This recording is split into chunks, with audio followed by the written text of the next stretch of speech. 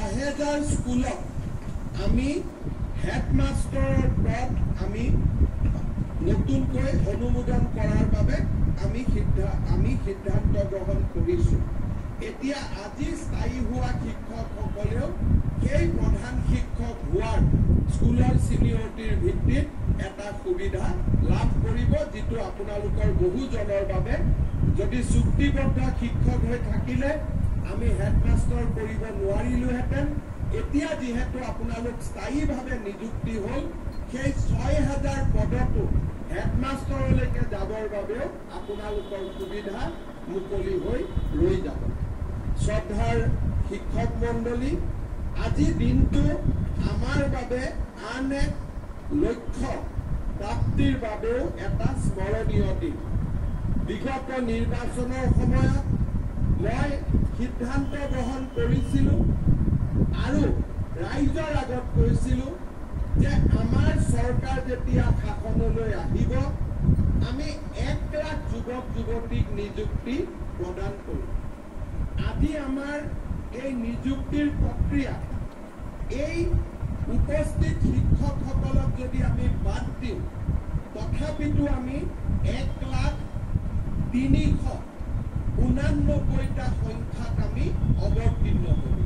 অৰ্থাৎ আমাৰ ৰাজ্য চৰকাৰে গৌৰৱেৰে সৈতে আজিৰ দিনটোত আমি 1 লাখ নিযুক্তিৰ যিটো আমাৰ লক্ষ্য আছিল তাক আমি পাৰ কৰিলোঁ।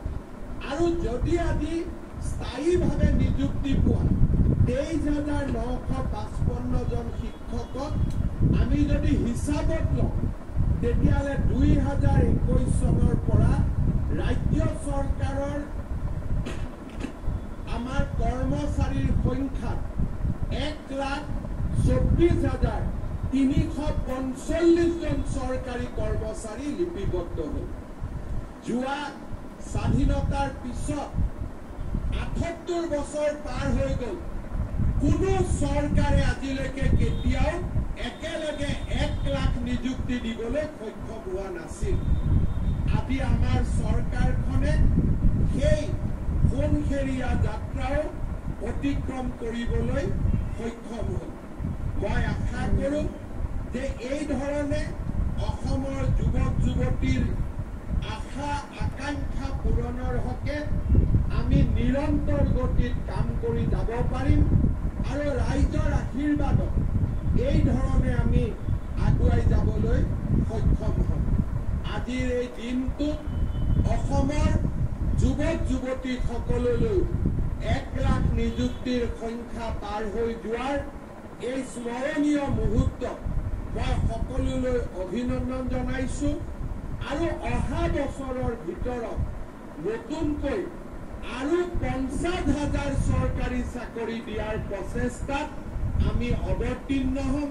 শিক্ষা বিভাগ, আৰক্ষী বিভাগ, ADRE এই ধৰণে আমি আৰু নতুনকৈ 50,000 চৰকাৰী কৰ্মচাৰীক নিযুক্তি দিয়াৰ বাবে আমাৰ যি লক্ষ্য, সেই লক্ষ্যত আমি জঁপিয়াই পৰিম। অসমৰ জাতীয় জীৱনত এনে সুন্দৰ 5টা বছৰ কেতিয়াও আমি দেখা পোৱা নাছিলোঁ, যিটো 5টা বছৰত এটকাও ঘোষ নিদিয়াকৈ চৰকাৰী চাকৰি পোৱা এটা ডাঙৰ মাইলৰ খুঁটি আমি অসমৰ জাতীয় জীৱনত স্থাপন কৰিবলৈ সক্ষম হ'লোঁ। 2013 চনত মোৰ মনত আছে যে আমি প্ৰথম টেট শিক্ষকৰ নিযুক্তিৰ প্ৰক্ৰিয়া আৰম্ভ কৰিছিলোঁ। তাৰ আগতে অসমৰ শিক্ষক নিযুক্তিৰ যিটো ব্যৱস্থা, সেই ব্যৱস্থা কলুষিত আছিল, পংকিলতাৰে পৰিপূৰ্ণ আছিল। যেতিয়া টেট শিক্ষকক নিযুক্তি দিবলৈ শিক্ষা মন্ত্ৰী হিচাপে মই বলিষ্ঠতাৰে আগবাঢ়ি